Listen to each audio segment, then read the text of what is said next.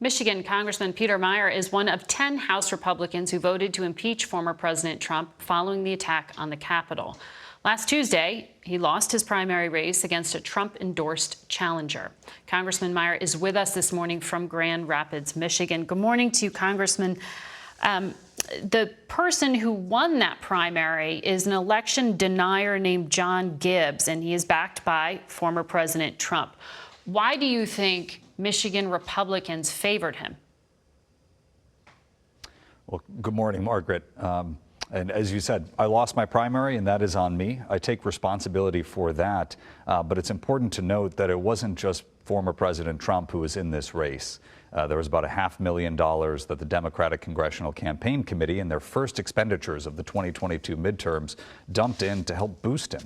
So we had a scenario where not only did I have the former president aligned against me, but in a rare showing of bipartisan unity, Nancy Pelosi and the House Democratic Campaign Committee also united to try to knock me off the ballot. Now, this just highlights the cynicism and hypocrisy of our politics today.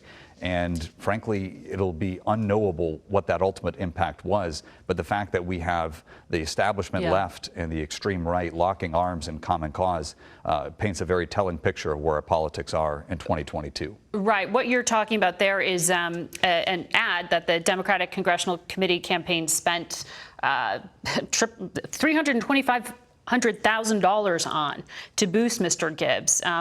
Which was almost as much as Gibbons spent on his entire campaign. That's what you're referring to. That's what our viewers are looking at right there. But do you think that ad really made a difference? I mean, Democrats aren't voting in this primary, it's Republicans. Why did Michigan Republicans fall for this ad? Well, you know, I think there is a clear question of agency here, of course. And at the end of the day, Republican voters are going to cast their votes as they see fit. I should note that this ad was not aimed at, was not playing on MSNBC. It was not playing in places where Democratic voters might see it. It was targeted in places to try to sway and convince Republican primary voters to try to give my primary challenger a boost up and over. And I should add that my defeat was by roughly 3%. Out of over 100,000 votes cast, we lost by less than 4,000 votes. And I think that's important to remember when you have very close elections like this. And obviously competing against very strong headwinds, having a Trump-endorsed challenger in a party where President Trump still holds over 75% approval, that a message of focusing on the substance of what I've been able to accomplish in office. I'm proud that our office is on track to set a record for the most number of bills signed into law by a freshman, that those type of accomplishments get lost in our current personality politics, get lost in a broader sense. And I think that is one of the fundamental challenges that we have as a country, and that is, frankly, frustrating Michigan families. That we are dealing with a politics that does not reward substance, that does not reward, you know, reality, but that focuses on rhetoric and personality above all else. Do you think Democrats are going to get what they paid for here, right? I mean, they're betting that it would be easier to defeat Mr. Gibbons than you. Is your district going to go to a Democrat?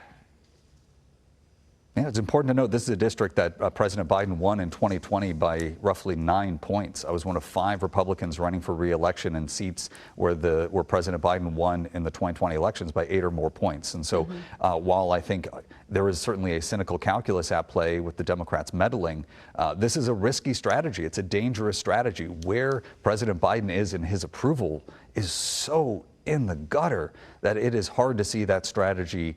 It is easy to see that strategy backfiring in a spectacular way, which is all the more reason why we should not be embracing this zero-sum idea of politics. We should not be embracing this notion that if we can keep a problem alive, keep it festering, but be able to gain a marginal advantage in the process, that somehow equates to a victory. I think it's a dark and cynical way of viewing our politics that, frankly, 48% of the electorate in the primary here rejected.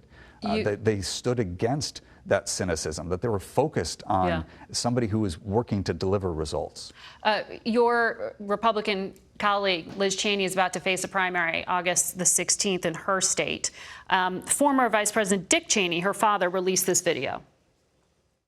In our nation's 246-year history, there has never been an individual who is a greater threat to our republic than Donald Trump. He tried to steal the last election, using lies and violence to keep himself in power after the voters had rejected him.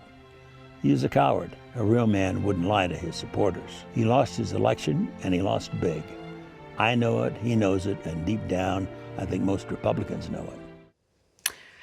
Is Mr. Cheney right there? Because 57% of Republicans told CBS News they're more likely to vote for a candidate who gets an endorsement from the former president. Is the former president the leader of the Republican Party or the biggest threat to our nation's republic?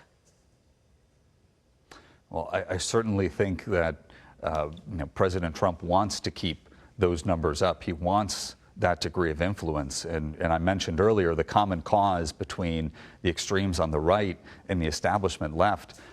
Nancy Pelosi, I think she's waking up every day crossing her fingers that Donald Trump runs in 2024, that he announces well ahead of the midterms, because right now the midterms are set to be a referendum on President Biden's leadership. And Speaker Pelosi and many of my House Democratic colleagues do not want that. They want it to be a referendum on former President Trump. Right. And I think former President Trump wants that as well. Well, we will be watching that primary. And Congressman, thank you for joining us today.